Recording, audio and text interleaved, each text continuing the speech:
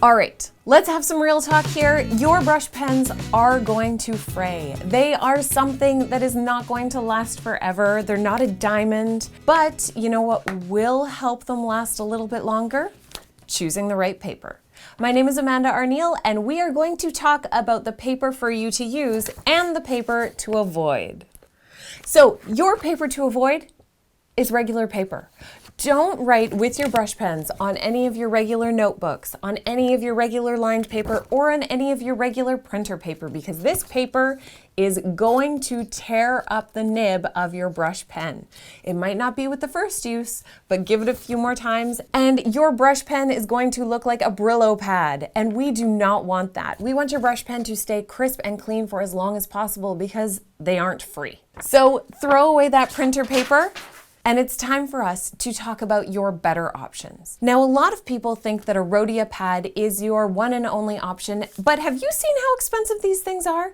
Sure, it's nice paper, but there are definitely some drawbacks. So let's take a look at a Rodia Pad, which is what lots of people suggest. Now, one nice thing about a Rodia Pad is that it is a very nice, smooth paper. Now, when we say smooth paper, that actually isn't just like, oh, it's so lovely and smooth. No, it is a process that they go through at the paper press where they actually put it through the press a few more times to get those paper fibers, the microscopic, scary paper fibers, to flatten down even more, which means that those paper fibers, which are like little knives as your pen goes on top of them, are going to be much more subtle and more subdued, making your pen last longer.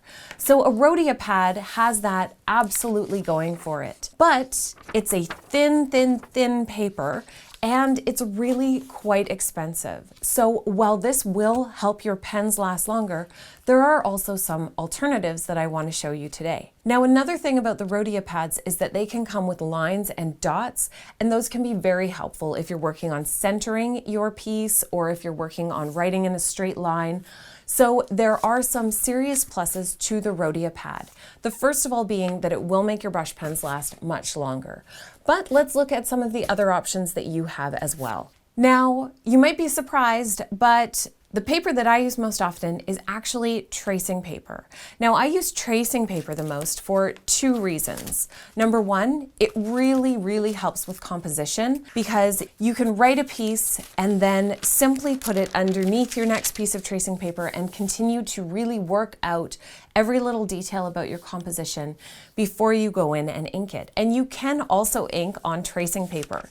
It is smooth. Typically. Some of them are a little bit rougher, so when you're in the tracing paper aisle, stand there and rub them a little bit and see which ones feel the smoothest. I also do a lot of practice in pencil before I go on and do a final piece in ink, which is another way to save your pen. Do all of your practice first in pencil and then do your final piece in ink. You can do final pieces on tracing paper. Some pens will bleed slightly on the tracing paper, so you just have to find the right combination of which type of tracing paper you use with which pen. But if you don't want to be doing your final pieces on tracing paper because you can't give that as a gift or hang it up in your home, there are two other options that I want to tell you about. There is also this monster option, which is the Xerox Bold Digital 32-pound paper, and that's really important, the 32 versus the 28. This is the option that you want to look for. This one is a smooth paper by paper press standards, not just by feel. And this one has 500 sheets, which if you're buying this for anywhere between, it ranges from like $14 to $24 at 3 cents per sheet. That means that if you're using 5 sheets a day, you're only spending 15 cents a day on paper, and you have enough paper for 100 days worth of lettering and art. Let's take a look inside this pack so that I can show you the weight of the paper and how it is different than the Rodia. It really shouldn't be this difficult. Just for me. I personally love paper that can open up like that so that I can stack it horizontally or keep them all in one place, which is really nice. So taking this paper out, It has a heavier feel than the Rodia Pad. The other nice thing about this is it does not have the perforations on the top that a Rodia ends up having, and you won't have as much bleed through on this. So this pen that I have here has already been used on regular paper, and that means that the nib is no longer perfect. There are little bits of the felt tip that have separated from the rest of the felt tip, which gives this sort of look. I'm just going to have to zoom in so that you can see that there are these little sort of like wispy feathers coming on the sides of the lines. And that's what happens when your pen starts to become frayed. It just does not give you those nice crisp lines anymore. Of course, if you're using the Tombow, you can always go to the bullet tip side and just smooth those little guys out. But we don't want to have to do that to our lettering. We want to get it on the first pass. So when you have a new pen, make sure that you're only using it on this nice smooth paper. Now this paper is fine for practice or even for things you're going to put up on Instagram, but you wouldn't really want to do a final piece on this to give for a gift or even necessarily to put in a frame for your home. So what is your option then? My absolute hands down favorite is this super fine printing white smooth cardstock. It comes in packs of 50 sheets. I've already sneak some out of this pack. That's why it's looking a little bit loose. And this is an 80-pound paper, which means it will still go through your printer. So it's not like 100-pound or 120-pound, which won't go through a printer, but it's a nice, see, hear that?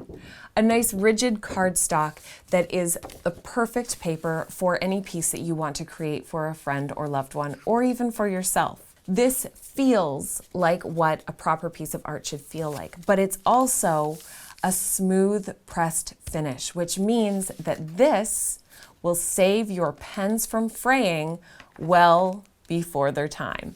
So that gives you 3 different options. You have a cardstock that is a smooth press, perfect for final pieces or gifts. You have an economical option with this Xerox bold digital paper. And the reason that I've switched to this one versus the HP LaserJet is that some people have said that the HP LaserJet is now not as smooth as it used to be. They had rebranded their paper, so I'm not sure if it's just sort of a mental thing where it's looking different, so maybe it's feeling different. I still have my old pack that I'm working through, so it's still good, but this Xerox is also a really, really smooth and nice and easy to work with alternative. And then of course, there is tracing paper. Remember that pencil is your best friend. You don't always have to go with your brush pen first. Do all of your composition and all of your style choice on tracing paper so that you can work through those before moving on to one of your final pieces. Just whatever you do, make sure that you don't use printer paper. All of these and the Rodia Pad and a few others that are actually a nice smooth paper are linked in the blog post down below so that you can make sure that you get the right paper. And this one is typically the hardest one to find with just a Google search, the super fine printing. It took me a really long time to find this one, and I have to say that I stocked up. It is so worth it because it is the perfect thick cardstock for all of your pen saving needs.